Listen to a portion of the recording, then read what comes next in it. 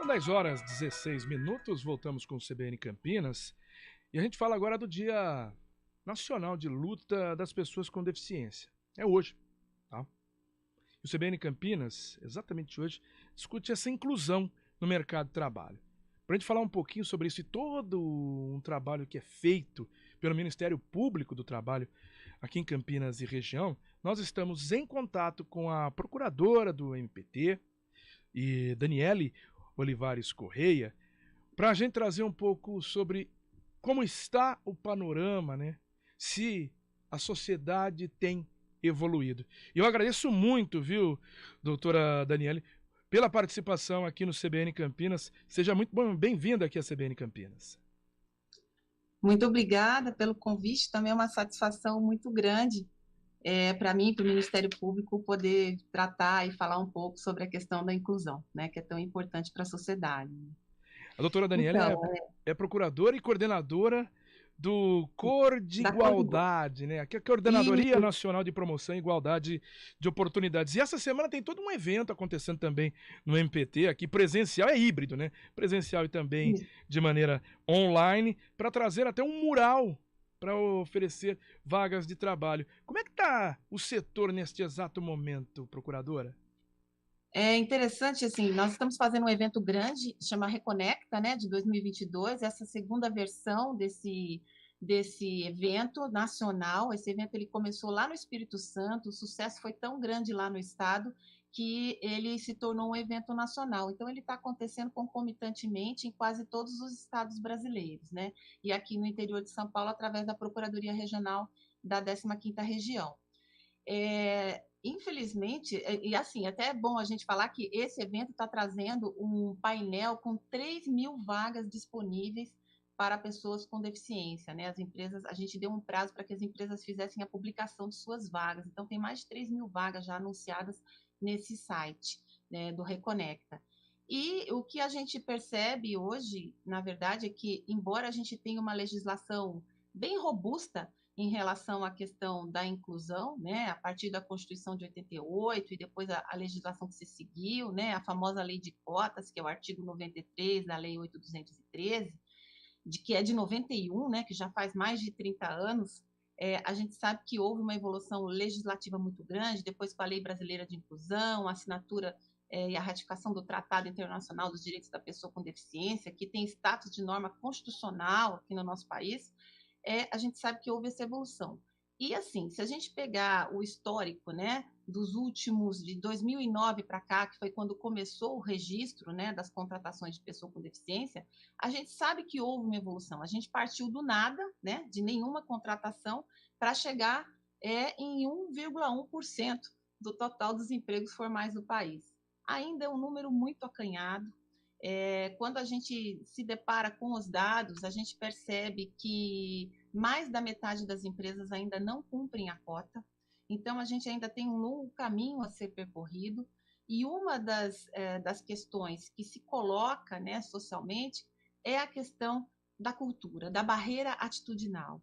Infelizmente, ainda a sociedade vê a pessoa com deficiência como uma pessoa que não seria, por exemplo, capaz de desenvolver uma atividade laborativa ou de utilizar os mesmos espaços públicos e privados que qualquer outra pessoa.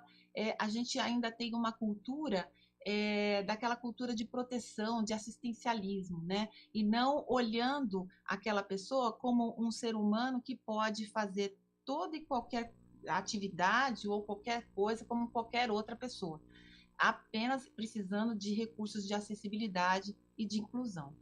Doutora, é muito importante isso que a senhora coloca, né? Uma lei de 30 anos. E essa lei obriga empresas a contratar um percentual que varia, né? Aí depende do tamanho da empresa, tal, de 2 a 5%. Eu lembro que aqui em Campinas, quando a gente discute com a Secretaria de Direitos Humanos, Cidadania, se tem aí um público estimado de 10% da população, ou seja, a gente está falando de 120 mil pessoas, somente em Campinas, com algum tipo de deficiência, né? Você pode ter tanto a deficiência de um membro, ou mesmo deficiência auditiva, visual, e assim vai. Mesmo com 2 a 5%, a senhora mesma citou, teve uma evolução, mas ainda há muito a ser percorrido. Como faz para conseguir essa conscientização, para a gente conseguir percorrer e conseguir ter realmente essa inclusão e deixar essa cultura de assistencialismo? Eu acho que eventos como esse que o Ministério Público está promovendo, que são eventos de conscientização, né? O Ministério Público do Trabalho não tem apenas uma atuação repressiva, a gente também tem uma atuação de interlocução social. E dentro dessa atuação de interlocução social, a ideia é trazer todos os atores sociais envolvidos com a questão da inclusão. Então, a gente convida órgãos públicos, a gente convida empresas, sindicatos, a gente convida as entidades de apoio às pessoas com deficiência, convidamos os conselhos municipais, as secretarias de emprego e renda, as secretarias de apoio, ou seja, todo esse contingente social para discutir a inclusão, para difundir o conhecimento. Porque as pessoas que trabalham em prol, né, das pessoas com deficiência, esses profissionais que trabalham, eles têm um conhecimento profundo da matéria e eles podem passar a questão da inclusão sob diversos aspectos diferentes, sob diversos olhares. Não somente o olhar jurídico, mas também o olhar social, da saúde, psicossocial. Então, é muito importante que a gente discuta essa questão. E é somente com a informação que a gente vai quebrando essa cultura, né? Que a gente vai quebrando essa barreira que a gente chama barreira atitudinal, né? E até interessante você falar dos dados, que existe uma pesquisa que vai ser, inclusive, hoje, ela vai ser mostrada no evento que nós vamos fazer aqui na Procuradoria, que foi feita pelo CESIT da Unicamp, é uma pesquisa acadêmica, e ela faz um levantamento em todo o estado de São Paulo, por município, do contingente da população com deficiência em cada município do estado de São Paulo, inclusive assim, em relação à faixa etária, escolaridade, quem está empregado, quem não está empregado, quais são os trabalhadores com deficiência que mais conseguem colocação no mercado de trabalho, quais aqueles que menos conseguem, quais os setores econômicos que empregam mais, quais os setores econômicos que empregam menos. E por que o resultado dessa pesquisa é importante? Justamente para a gente fomentar políticas públicas de inclusão. Então, assim, o que está faltando no município X ou no município Y? Qual que é a realidade daquele município, daquele contingente populacional com deficiência? O que precisa ser feito para fazer essa inclusão no mercado de trabalho? Quem que as empresas podem procurar para poder fazer o recrutamento para poder contratar? Porque muitas das empresas alegam, mas não tem trabalhador com deficiência apto. Será que não tem mesmo, né? Na verdade, hoje a gente sabe que a maioria dessas pessoas já tem escolaridade, ensino fundamental completo, já tem escolaridade suficiente para assumir as vagas, né? Já tem as competências necessárias, até com curso de graduação e pós-graduação. Então, assim, o que é necessário fazer para haver essa inclusão? E uma pergunta também importante, a questão de traçar todo esse perfil, como a senhora disse aí, dentro desse estudo sendo apresentado hoje, e é importantíssimo realmente para conseguir tratar essas políticas públicas, conseguir implementar e melhorar essa situação de um PCD.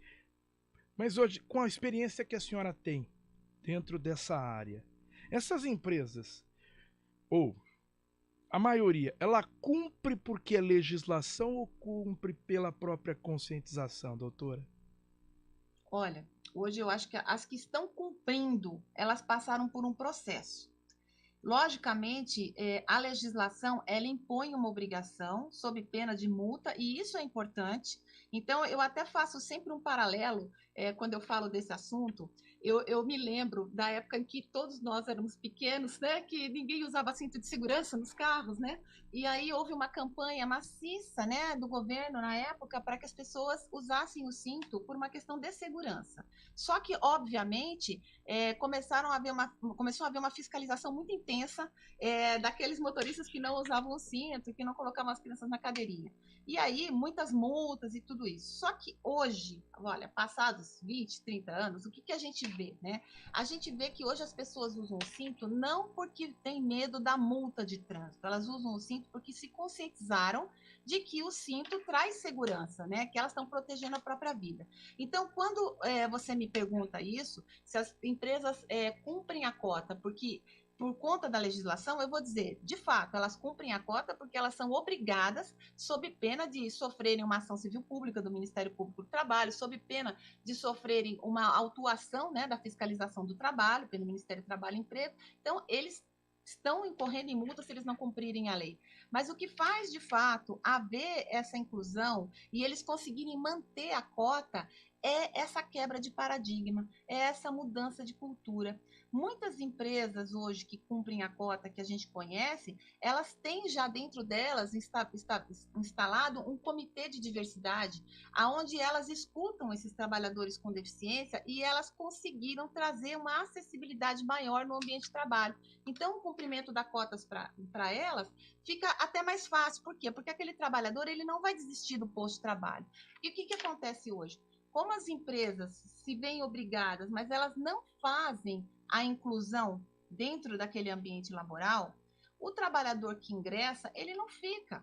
Porque, óbvio, ele vai ingressar com o salário mais base da empresa, né? Na função mais básica que tem lá. Ele não acaba não tendo acesso a plano de carreira, ele não tem acesso a treinamento, ele fica excluído daquelas ordens de serviço, porque por falta de acessibilidade mesmo na comunicação e no ambiente de trabalho. Como é que aquele trabalhador vai conseguir mostrar as suas habilidades? Como é que ele vai conseguir demonstrar sua competência? Ele não consegue, ele acaba saindo.